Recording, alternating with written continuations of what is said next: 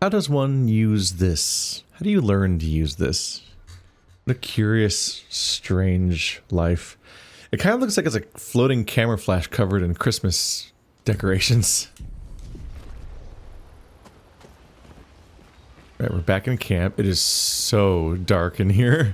This game really loves the extreme contrast, so at certain parts of the day, it's extremely glary. And then in moments like this, the sky is extremely visible. But this camp, I can barely see anything. I'm tempted to pump up the freaking the graphics a bit on level 4.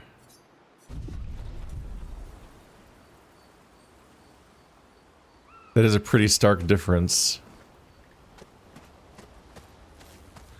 Why was it on 8 by default? Like 80% gamma.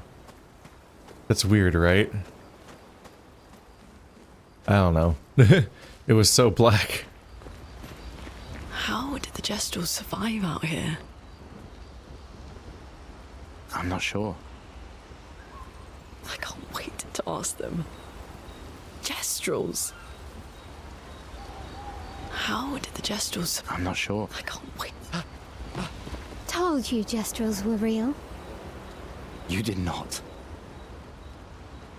Well, I thought it.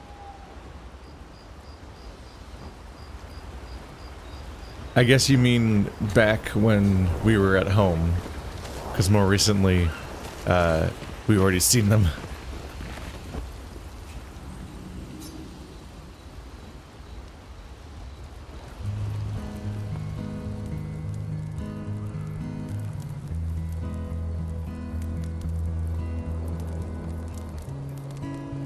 Been a long time since I've seen you play.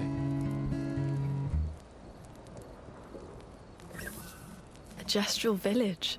Yeah. I still can't believe they exist.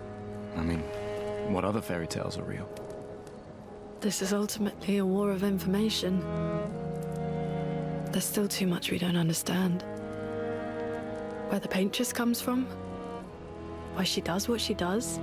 Who is she? 70 years and we still barely know anything. And the man on the beach. Yeah, too many unknowns. But if we take down the Paintress, at least that gives future generations a chance to unravel the mystery. You seem better than before. Yeah. Holding it together. Shock's worn off. A bit. We can't bring anyone back. But I thought we can keep their spirit alive by pushing forward. And at least there's 3 of us now. The mission hasn't changed. Tomorrow comes. Tomorrow comes.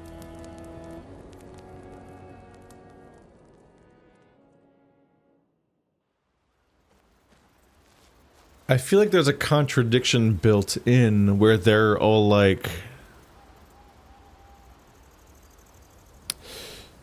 They claim to have this ideology or methodology or whatever where when one falls we continue and so on, and like this approach to like there's inevitability to death, they're going to lose, or they're going to lose a lot of people at least, and they're going to be committed to the end to make it in and so on, to make it through, and they extinguish 100% of the lives of the people in pursuit of defeating the Paintress. But what I can't help but think is like, you'd think that at some point in this process they would think that they need to build something. Because their system didn't build anything. Like, as Luna pointed out, they're relying on information that they only had all the way back when the first expedition had some survivors, and none of them have had survivors ever since. And it seems like their entire strategy is to not even try to have survivors, not even try to send anyone back. Because as far as I can tell, they just get on a boat and come over here, and they can just get on a boat and go back over there. Like, I haven't been told anything about there being a magical barrier stopping them, or a one-way passage, or it being even dangerous to come over here. It's dangerous when the moment you're here, but they don't set up the journey as being anything dangerous, really. So, like, you would think that at some point, especially after maybe the first 10 years of failure, that you might then be like, okay, well, we need to send people back. Like, we need to have a plan of, like, here's the squad of people that gather any information that the team is able to get in any way, and have the explicit goal of returning with that information, so that we can build something, so that year to year we can continually learn things, adapt our strategies, go in not blind. This is Expedition 33, which makes it like the 67th one or something like that, and they didn't know anything. They just went in blind and are confused by everything, and most of them died immediately. And it's like, it seems like in that situation, when things are this catastrophically doomed, that your best chance towards the future would be to actually embrace the ethos that they claim to have, which is the idea that they're going to die, and that the world needs to march on, and they need to plan, they're dying for a greater purpose, and so on.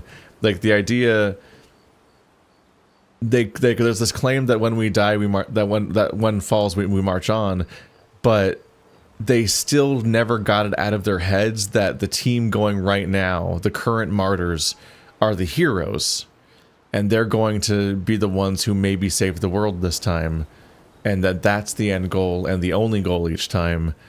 And so that ego led to them seemingly never sending anyone back, or even having contingencies to try to send any information back in any way, which has led to them continually building nothing. It's a clean sweep reset every year, where mice go into a mouse trap over and over and over again, and they continually don't know what that means, and they continually don't iterate or respond to the trap. And so the trap just keeps working in the same way every year, because it's a completely one-sided thing. Like, seemingly that old man was ready for us and planned an ambush and was ready to take us out. And it's because, yeah, apparently we wait 1 year, then the Paintress does the gommage, takes out everyone who didn't go on the last expedition of that particular age group, and then the next age group sends an expedition in of people that are going to die in the next gommage, mostly. And they do that the day after the gommage, like, as a ritual, seemingly unaware of the idea that the opponents are intelligent creatures, potentially, and would just notice a pattern and exploit it. Like, they don't just go on random days. They don't, like, go whenever they happen to be ready, as opposed to some sort of ritual, like, annual tradition. They don't go multiple times a year. They don't, like, send multiple groups in different forms and so on. They just nothing.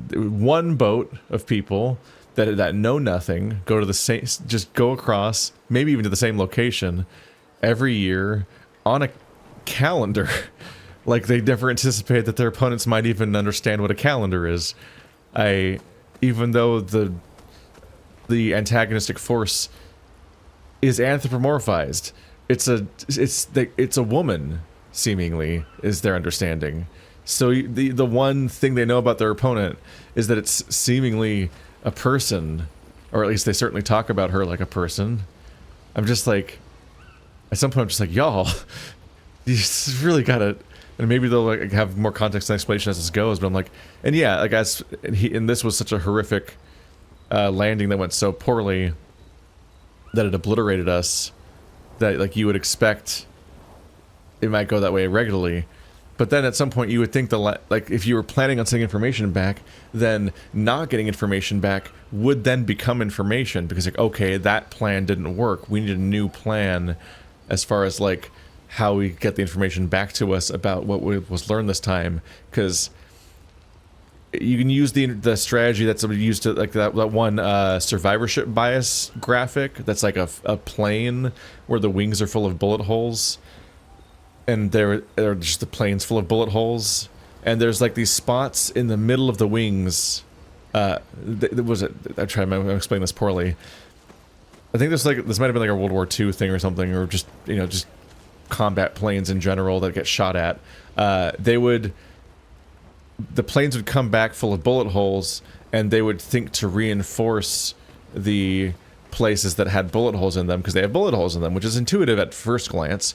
But then you realize, oh, the weird spots that don't have bullet holes consistently on these planes that are returning, those are actually the places you need to reinforce, because those are the places where shooting a plane takes it down. Those planes didn't come back. That's why none of the surviving planes have bullet holes there, because all the planes that have bullet holes in them don't come back. And so even the lack of information about returning groups could give you new information about what you're doing wrong, and you could iterate on your plan on how to return information, but that relies on you having a plan to send information back. Right now, we currently know more than maybe anyone has ever known, except for the first expedition, which people probably have reduced to folklore in many cases, just like how they don't seem to know that Gestrals are real, even though presumably that group saw them. And I assume that the guy that's alive right now and attacking us is from that expedition, and he knows something, and there's lore or whatever. But even now, this group right now, which has experienced some insane trauma and shit, probably should be heading back. And it sucks. It really sucks that they would be presumably, because if we're committing to this annual tradition, forfeiting their one and only life's attempt at this thing that they trained for. But everyone catastrophically died, and this information could drastically change the survival chances of the next group for next year. But we're just going deeper, and we're also so uncommitted to the strategy, the methodology, the code, this fucking... They had a word for it. I'm blanking on the word for... Oh my god, look at them go. The word for their preordained plan thing. I'm really good at this. Even they aren't they're not sticking at the indigo tree. They're supposed to stay there for 3 days, and it's like, I'm mixed. On one hand, they're so uncommitted. I'm like, what are you doing? What if there are other survivors that are going to show up there, and you're losing them by not waiting for them? You should have gone back once you found her. But on the other hand, if they have such a specific code, maybe that's the exploitable behavior pattern that is killing people. So on one hand, she was admittedly like, this is the plan that we've come up with that will have the highest survival rate for people, which is fair, but you're doing that based on bad information, and she's probably not... the data she has, if she's not looking at it right, could have that survivorship bias problem, except there's no survivorship bias. But it's just like, it's the fact that she doesn't have the negative feedback to respond to about what's going wrong. But like, she shouldn't... Having such a specific and consistent strategy like that is potentially a really bad idea if the opponent is also a thinking, pattern recognizing thing that can be like, oh, they're all going to go to this tree and wait. Because there was admittedly a boss fight there. Like, it was, in the moment I was like, what do you mean we should wait here? On one hand, yes, they do need to regroup. They need to have some kind of system for finding everyone. But if it's a consistent plan from year to year, then the opponents can know that. And the fact that there was a boss fight waiting there and killed that other guy, that whoever that was, that showed up for 1 second and died just to show us that how lethal things were, that does point towards a bad pattern, where it just genuinely feels like these people show up every year and do the exact same thing as the last group did, and the guys just kill them in the exact same way. And then to the point where it seems like the pattern that broke here might have been the fact that there's like a Joel and Ellie situation going on, where the sad, not that old this time, but still sad dad protagonist has a daughter to look out for, and so they need to... That broke from the behavior pattern, and that's why he survived, maybe. I realized that I started this kind of defending the indigo tree and then ended this by attacking the indigo tree as a plan, but that's what happens when I work through the discussion as I go. Remember current objectives. Find the Gestral village in the middle of the ancient sanctuary and find a way to cross the sea. Write in the journal to Gustave's apprentices. Gustave finds a spot where he can be alone. Spent some time writing in his journal. He writes about how The arm they created for him was incredibly useful against water-type Nevrons. He hopes that one day his apprentices will read everything he wrote. You know, it'd be really great for those to come. See why I'm frustrated? He keeps a journal for those that come after, but they don't have a system for sending the journal back, so they have to just find the journal like on the floor somewhere in here, which is not a great strategy, right? That doesn't seem like a great strategy.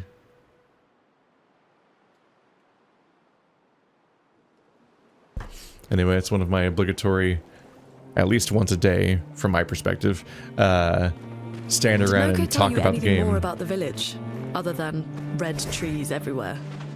Noko's not great with specifics. We'll just have to think like Gestrals then. Think like a Gestral.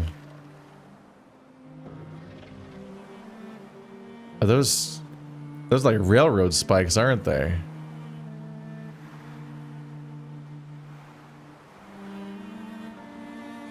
This overworld is insane looking. What is that? Wait, is that a character? Oh, Lost Gestral. Huh? What? Me? I'm not lost at all. Though I should get back to Sastro sometime soon. You seem pretty lost to me. Yeah, I'm lost.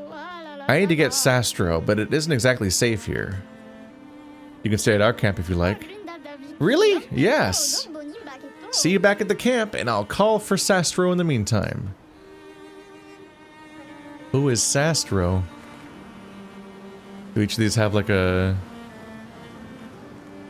squeeze nest? There's the ancient sanctuary. I guess there's our goal. We're here. Flying waters.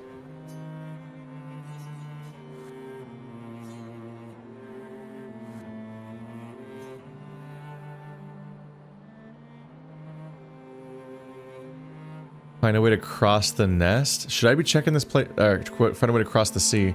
Should I be checking this place out? I don't know how much this is a wander around and explore places kind of game. I don't know what the style of this game is. It doesn't say danger, so at the very least I'm not underleveled.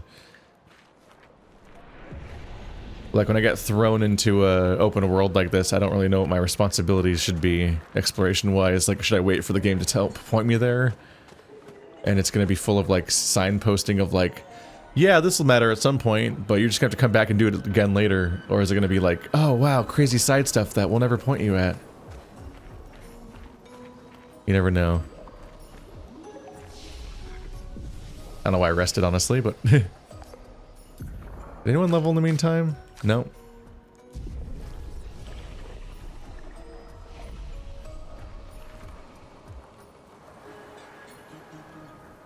Certainly attempting to use this strategy of poking around like this in response to every single location on the map, too.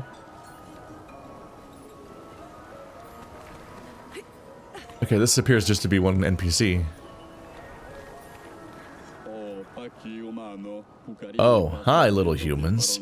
You need the password to enter. Why? You'll have to ask Golgra. I just stand here. Golgra never tells me anything. Why?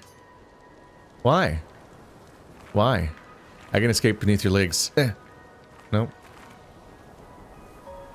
Okay, it seems like we can't do this place yet anyway.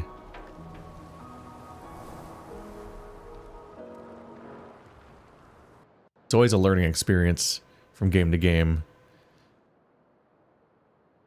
Some games are very conscious and careful about your exploring. And some games will just let you like play through a whole zone before the story is turned on yet. And you'll kind of like break the zone and it'll be messed up later when you come back when the story is turned on. Like showing up at an amusement park before anyone's working. I just grabbed that. Like they look like they're defending it, but I just nabbed it up. I don't know if there's any particular value to fighting basalt columns, columnar jointing. I don't know if there's any particular value to attacking random guys besides just getting some more experience. But there's already a lot of enemies in general. That is one entire storm coast. What's the place in, like, Scotland called? Scotland or Ireland? The Giant's Causeway. I think with Storm Coast, I might have been thinking of Dragon Age Inquisition. Can I go through here? No. I want to go back to the manor because I think I forgot to get that journal that she was looking at, but I don't remember where the manor was, and the map didn't actually help because it doesn't say that there's like a manor anywhere on it. How's the map work? Wait, where's the map? Oh, up arrow. Like, my goal's back there, but there's like a bunch of icons. I probably came from the Spring Meadow at the beginning, but a lot of these are not labeled. Maybe they'll become labeled as I visit each one. Maybe that's my goal right now. Is that a mega boss man?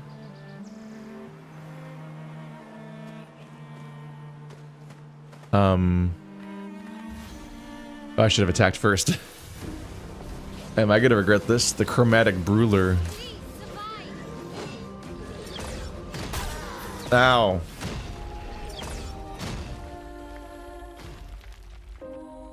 I did it.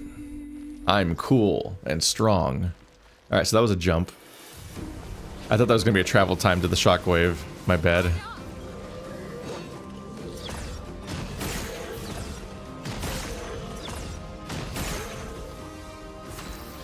Not that hard to dodge, but if I make a single mistake, my entire party wipes in one go, so that's a little terrifying. Whee! 17,000 damage by exploding his head off, okay.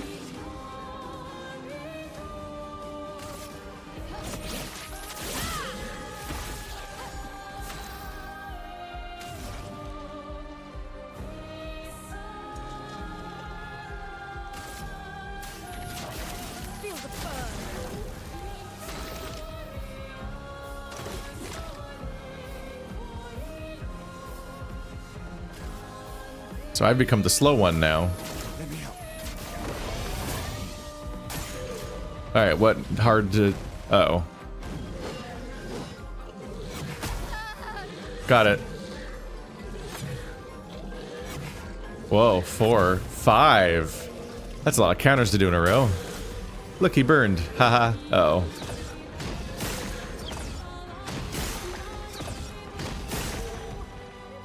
That seems to be a relatively forgiving mechanic.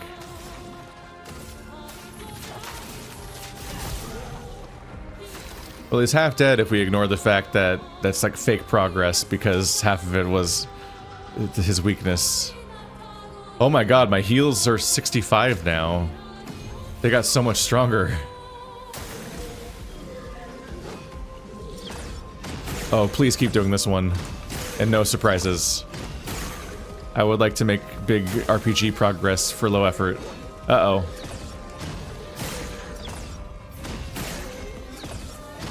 These are extremely forgiving. You can see me kind of fucking up at it. And it like waits for me. Okay. Uh-huh.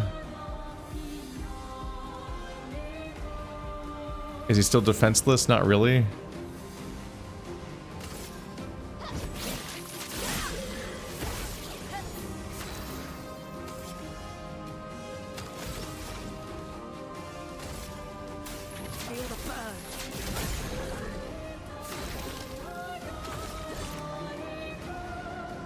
No! I'm ready for overcharge, but I can't actually use it. I need to save up some MP, apparently.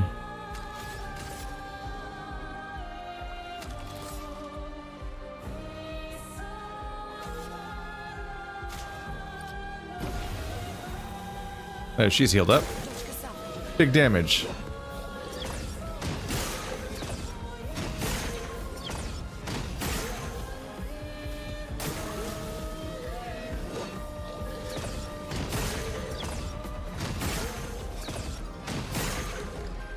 I'm locked in, bitch. Oops, I accidentally... That was bad muscle memory. I just accidentally healed instead of casting... I meant to cast her Y ability to weaken him again. I guess he still has defenses. Oh god, she did not restore any, she did not gain any EMP. And he didn't either. Okay, well, for ruining my turn, let's give 3 AP to you, because I need you to be able to use your overcharge ability. Apparently no one's getting AP, because we're not dodging any attacks.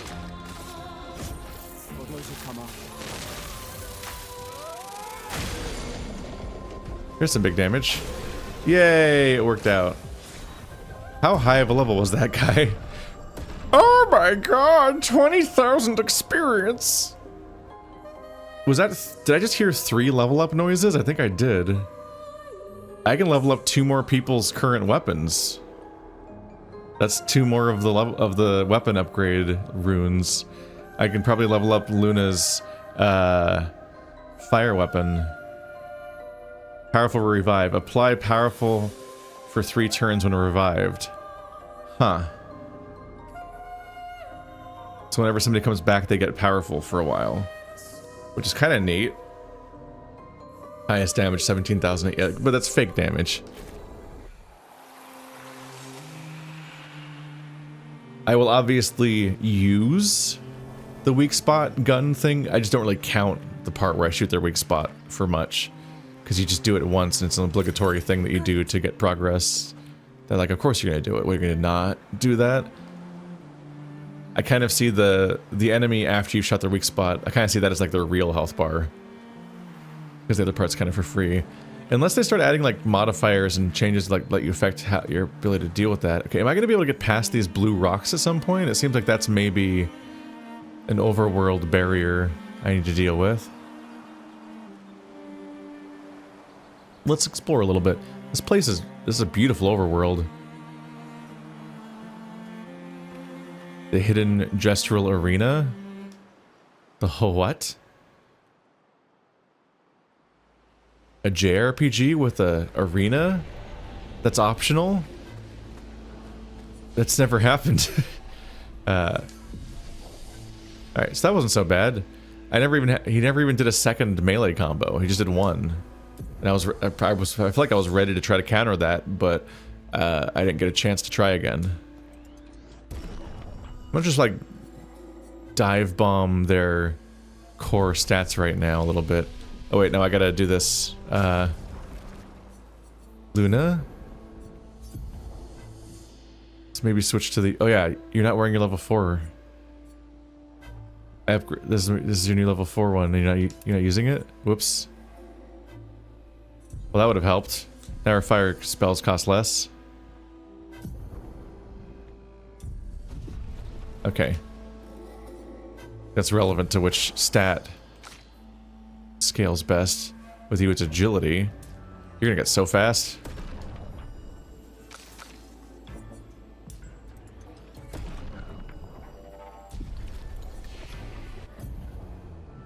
Seven skill points available. Well, you can finally afford this one. Deals high lightning damage to all enemies. 1 hit. Can break. If target broken by a hit, overcharges fully charged. Oh god. That's a hell of a way to make that skill more common. More commonly used. I'm also rapidly hitting the point where he can't get any more skills. Granted, any 10 I guess not that rapidly. The next one costs 10 levels worth of skills, so go figgy. Something's clearly going on with Gustave, narratively. Because his skills are locked and nobody else's is or hers are. Yours are on the very, very far side. But like your entire tree is freaking locked. So, like something is coming up with you soon. But it protects allies by taking damage in their place for 2 turns. That's the duration extended by 1 on gaining shell. Reapplies current stance and gives 2 to 4 AP. That's interesting. So if you're trying to do a really specific thing and you got the stance lined up but then you don't have the AP to do the skill, this is a skill that lets you band-aid that a little bit by coming back next turn to do the thing that you couldn't do this turn. But you do lose a turn trying to make it work. 2 hits applies 3 burn per hit. Defensive stance applies 2 more burn per hit. Oh my god. Going a little heavy on burn, but it is pretty exciting to go too heavy on burn a little bit. Virtuoso stance. Target becomes weak to fire damage.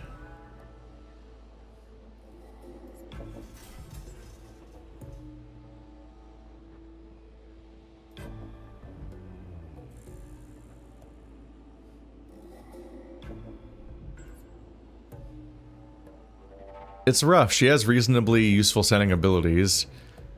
I will say that I feel like I rarely get a chance to use Fleuret Fury with the setup that's required. Because you do need to use... You need to have Swift Stride and then Fleuret Fury for an overall cost of like 9, which is expensive.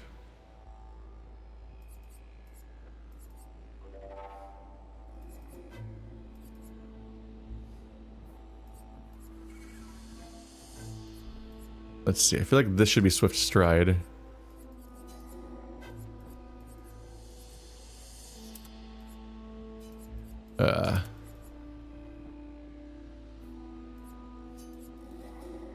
It won't let me switch it over.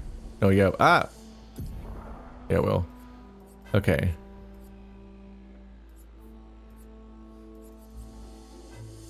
Become vulnerable to fire.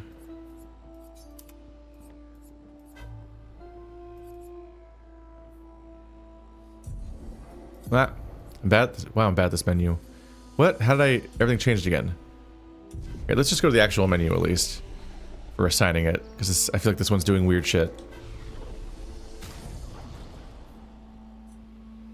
I definitely feel like there's an easier way to do some of these menus than they've landed on. How did the top one end up empty? How did I even do that? Can I just like... Okay, I can clear them all. Can't clear all of them.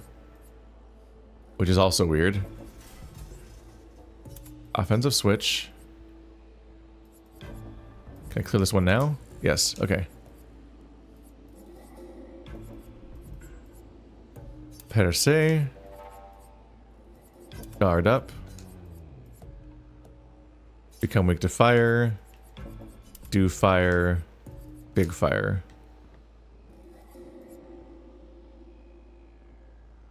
Not Paintress. Swift Stride. Going into that stance. And you just gained this lightning ability, but I need to get rid of one of your other ones for that.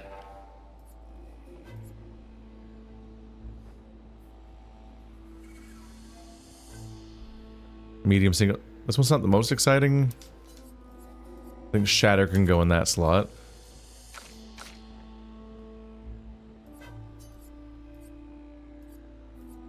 I feel like I need to bring back her heal. Maybe not, because I'm kind of just abusing the heal buttons instead.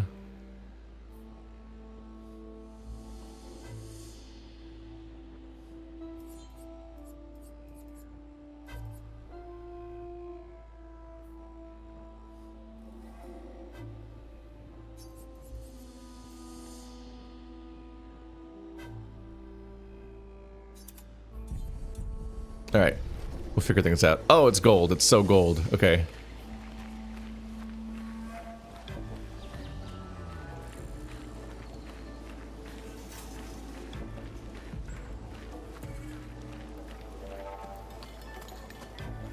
Meowdy. Uh-huh.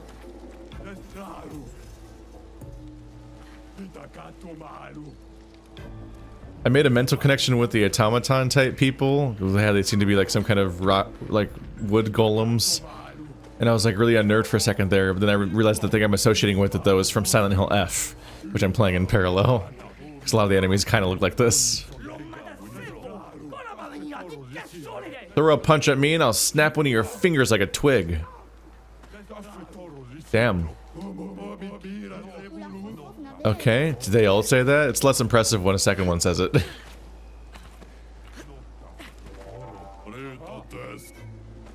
They all say the same thing. That's weird. Welcome, stranger, to our top secret Gestral fight club. If you're not tough, you can still run away, you cowards. Show us what you got, weaklings. Who will fight? Oh god. 1,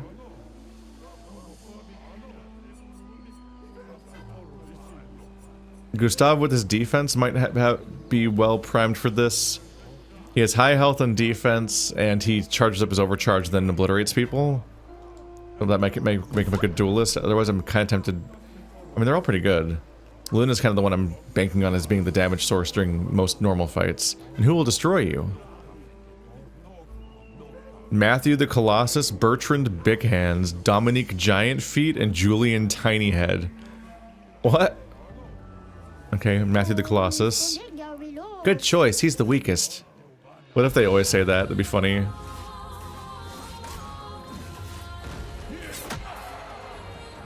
Ow. Do you have a weak spot to shoot? Does everyone have a weak spot? And I just don't always get what it is? I don't know.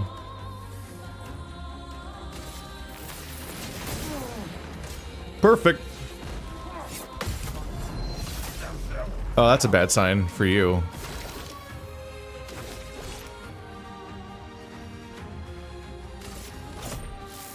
Ah, this is weak. Oh. That little wobble he does makes me think he's punching me. That prick.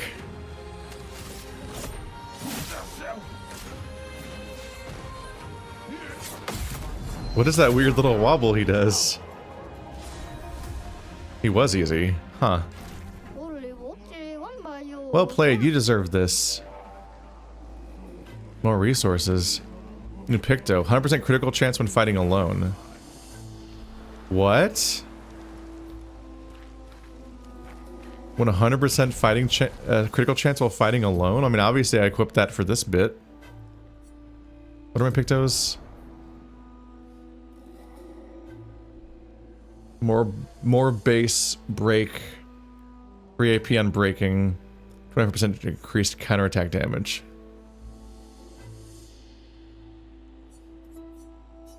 Maybe replace energizing break with a new one.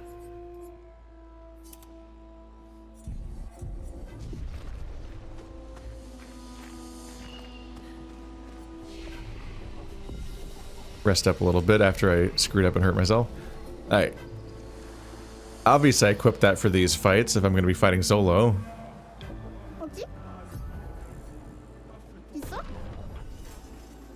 Bertrand Big Hands. Big hands, big muscles, you can't win. Don't make fun of me. Whoa. How do you reach me? What if a shot of his big hands, then they're not so big anymore, you know? Checkmate.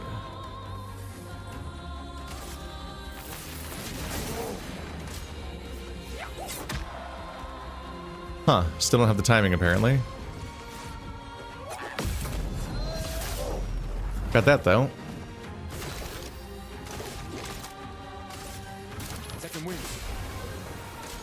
I'm doing fine.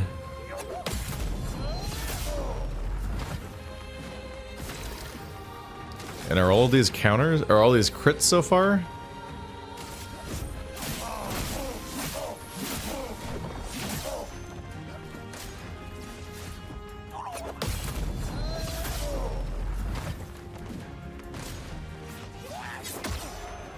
I don't get the timing for that one, apparently.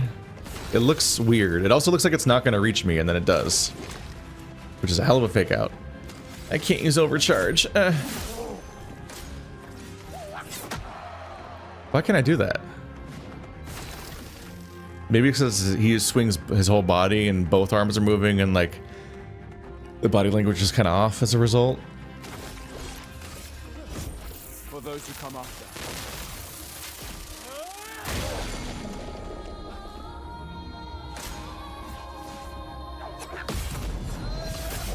He's fast. He's so fast that he gets 2 attacks in a row, so I stunned him and that just made him have 1 less attack in a row. And then he recovered from the stun and got me back. Well played, you deserve this. Accelerating last stand. Gain rush if fighting alone. Huh. I'm probably not going to use these. that much going forward. I mean, it's definitely helpful when someone gets stuck in a bad situation where I'm losing. But they feel like they're, like, mandatory right now. Like, if I'm fighting solo, clearly I should use the ones that make you get massive increased stats when you're fighting solo as I go through the solo fights in this particular gauntlet. Dominic Giant Feet. His feet are legendary, ooh-woo. What was the last bit? Legendary?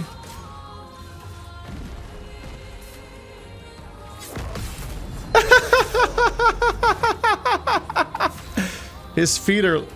Rush is a buff that increases speed of character by 33%. His feet are legendary, they say, and then he hops at me, doesn't hit me, then punches me. Like, you fuckers. You think you're funny.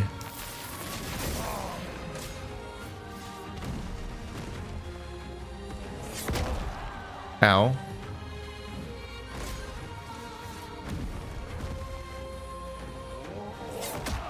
Ah, big slow one. Rude. Well, ow. Second.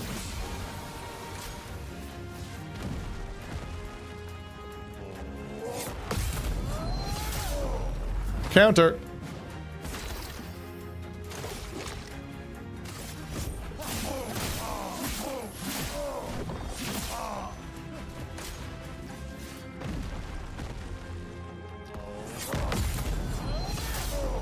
I can't believe that he doesn't even hit you with his feet. He doesn't hit you with his feet, and also his feet aren't that big proportionally. He's just really tall. He's like Johnny regular feet. I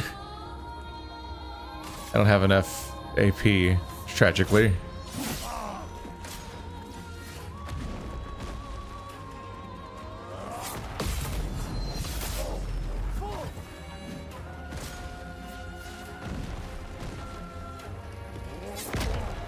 Ow. Not my proudest. For those who come after. That's not that strong.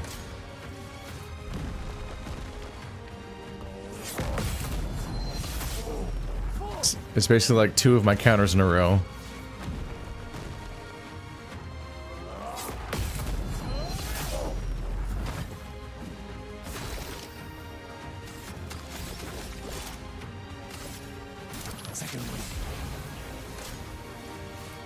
Basically just gonna counter him to death. Look at me go.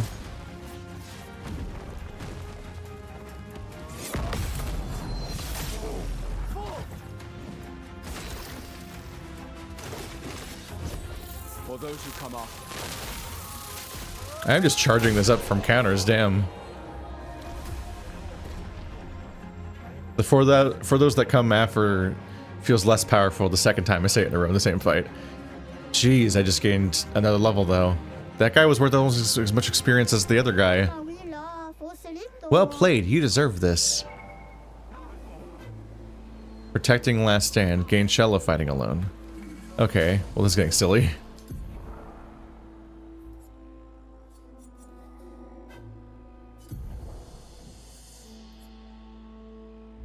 Where is it? Oh god, okay. So much small text to read through. Granted, reduced counterattack damage may make me take longer to kill, but having continuous shell would be strong too. I am a little torn on that. I don't totally remember whether or not these effects work. Or, like, I don't remember if you have to learn the effect before it applies, or if it's applied the moment you equip the thing. But then once you learn it, you can then learn to how to use it outside of when it's equipped. I think you get it immediately, and then have to learn to be able to use it elsewhere, but I'm not sure. Oops.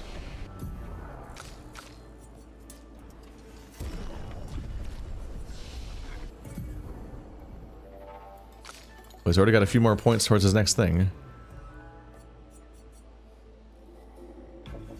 Revives an ally with 30 to 70% health. And 2 additional AP.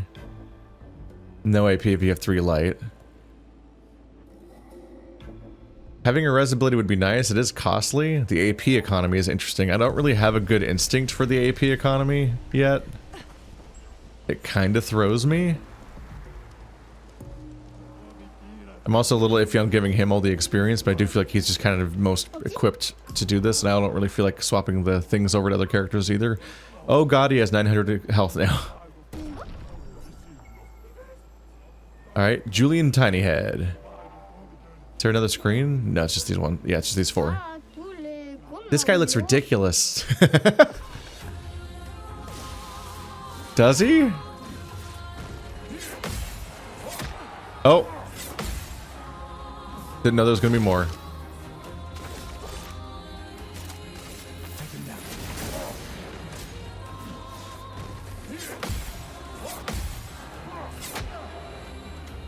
Alright, that is harder.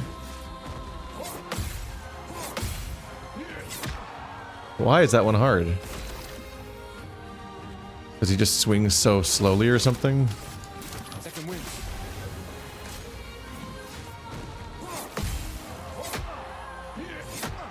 Damn.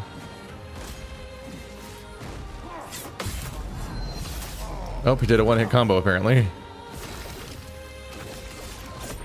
For those who come off. Oh, this guy's gonna take 300 years to kill. All right.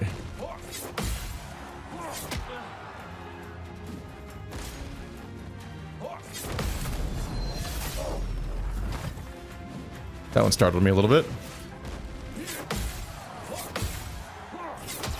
Why? Why can't I hit that one?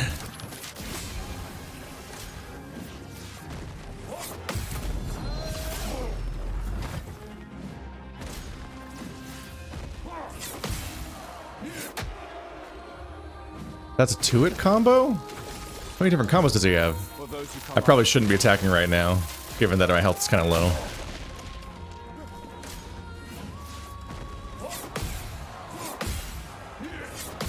I did it! Just gotta keep trying to make myself delay it even more.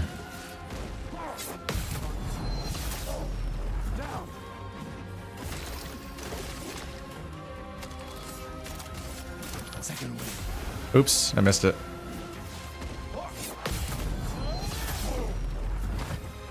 I can't tell how long the combos are gonna be. Like, his one-hit combo looks the same as the 3-hit combo to me. Oh, you fucker. What was that wobble? What is going on with these enemy animations sometimes?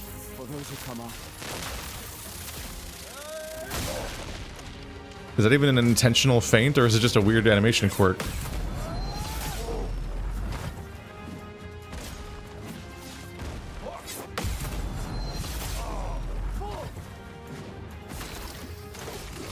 Not doing so bad. As long as I can recover, I'm pretty good. But damn, he has 1 million health.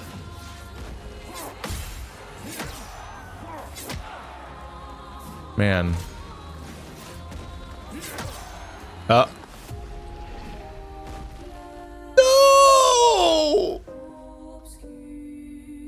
I don't want to start it over. It's so long. It's... Yeah, you're too weak, as expected. Fuck you.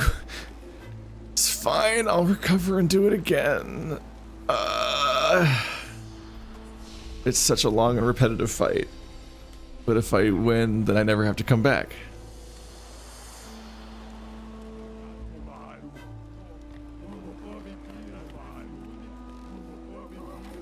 Does camp cost anything? I think I might go make camp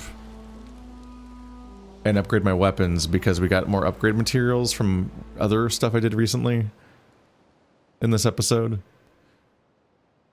And so I should go spend that stuff. Go to camp.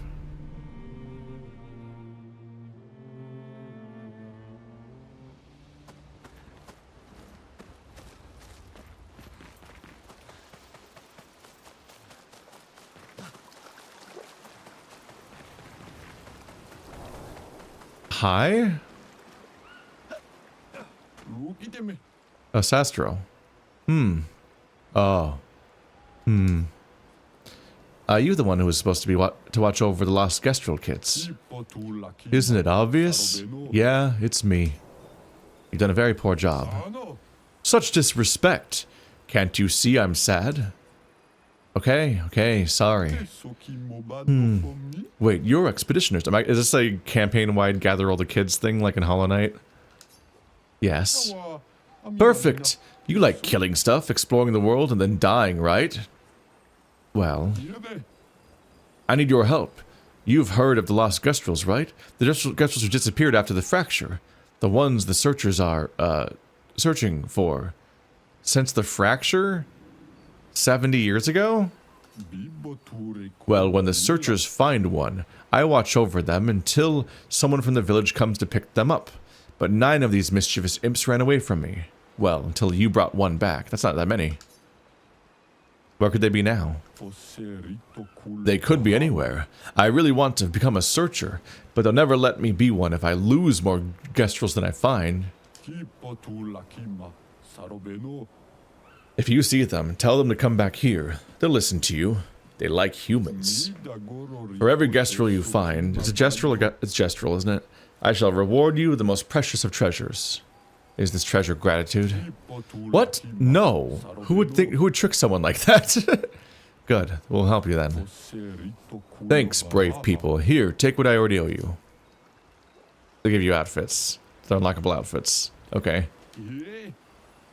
You found one of my 9 lost Gestrals so far. Why can't I say it right? Look how small they are. Oh my god. Alright, well that makes this part of the town make a little more sense. This part goes nowhere. I wonder if convoluting the map like this also helps prevent having too many characters on screen at once. As this place populates.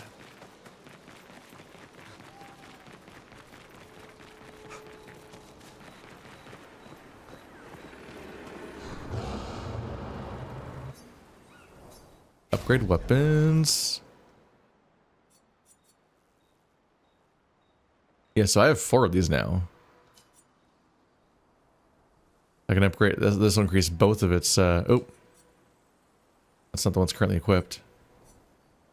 Which one do I want to have equipped? Abyssaram, Cruelaram, Lanceram, Noaram. 3 of these are just physical weapons. This one's ice. I have already invested my points into defense. So I do this one, I can make him an ultra tank. Well, that one's vitality and defense. That one's defense and luck. This one will also scale with defense, but also with vitality. I don't know what I want to specialize in. I have no idea. I have no concept of which one's the strong one. But I can make him stronger. Wait, like a lot stronger? Kind of out of control. I do want to increase the fire one. Oops. Like my temptation is to make him stronger because I'm trying to beat this one thing right now. But I also want them all to be stronger because I want them to actually do good in general. Critical hit supply burn. Critical hit supply burn, and if I have that one thing down, then burn increases your chance of critting. So it's like a feedback loop. So that could be pretty strong. The weapons are level 5, and level 4. Make sure I actually switch the weapon over.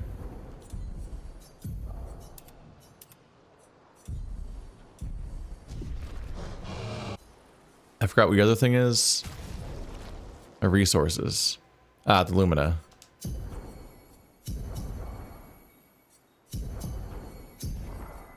I'm equalizing their Lumina, but he's actually higher level. So it doesn't actually make as much. I've discriminated against his higher level a little bit. It's whatever. I haven't been given a reason not to just spend those immediately. They're permanent increases. Oh, that's a way faster way of walking in there. Instead of going around that back bit.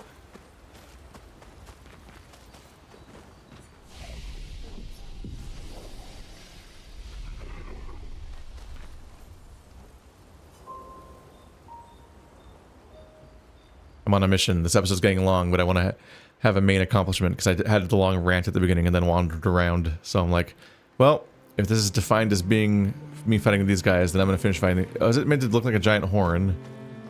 No, it looks like it's a decapitated giant. There's an arm up there. I thought it was maybe a cornucopia.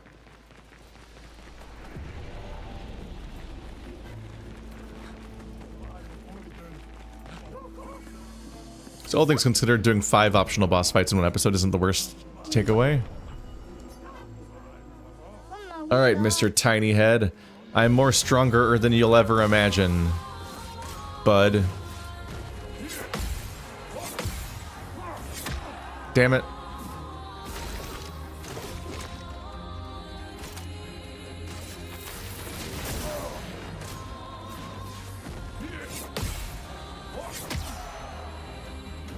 So he has like a weird slow 2-hit combo.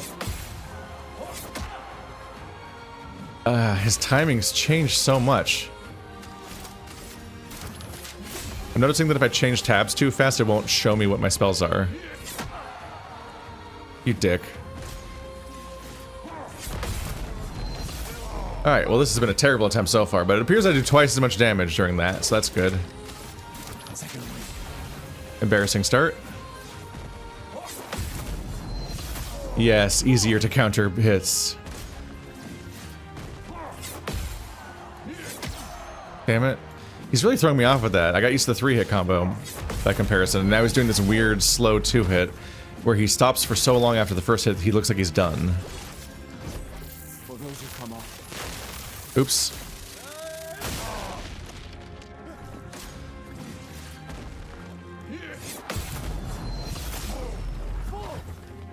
I'm not that much stronger, actually. If you're wondering, it did occur to me that I'm like, oh, that one attack was really strong. Look how strong I am now. And I'm like, right, I just did a marking shot right before that counter, and it probably applied the bonus damage to the counter. Our job is mostly just to keep countering and healing myself.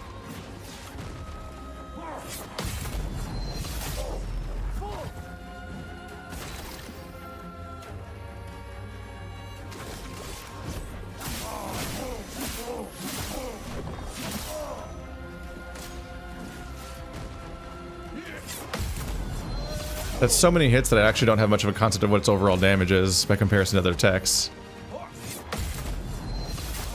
I have to like stop and add them all up and check how many. He's doing the easy ones.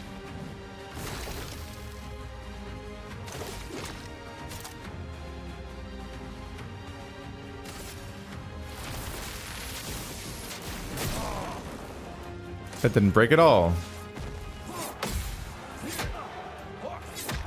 Ow.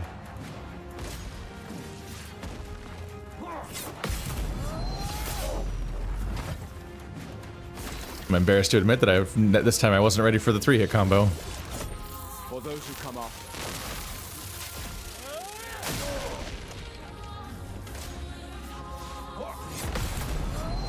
That attack's just not feeling very strong right now.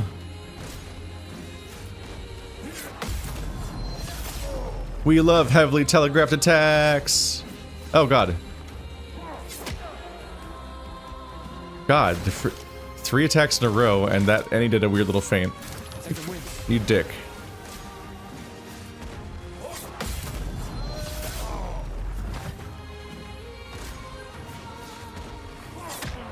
Oh!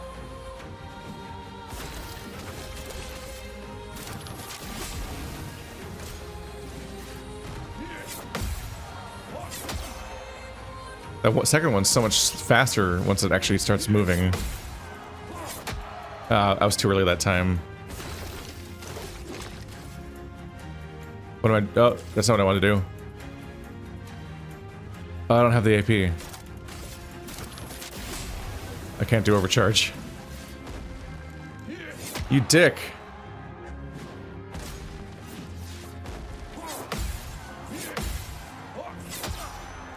You dick. Stop it. 3 attacks in a row is too many. For those who come off.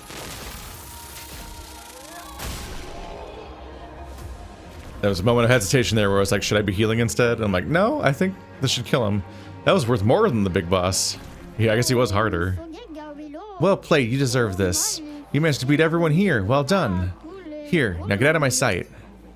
Solo fighter, deal 50% more damage if fighting alone. Gain powerful if fighting alone. That's a lot of bonuses. If you learn them all, you get to equip them all at once, and then eventually you're extremely strong. It could be interesting to learn all of these as him, because then if the rest of the party dies, he could suddenly become really powerful, making him more likely to survive and revive the other people, since he's apparently currently investing in the stats that make him harder to kill than his teammates. He could be like the dedicated res person. Although I don't know if he'll ever get an ability that lets me resurrect people, is the worry a little bit. I guess we'll have to see.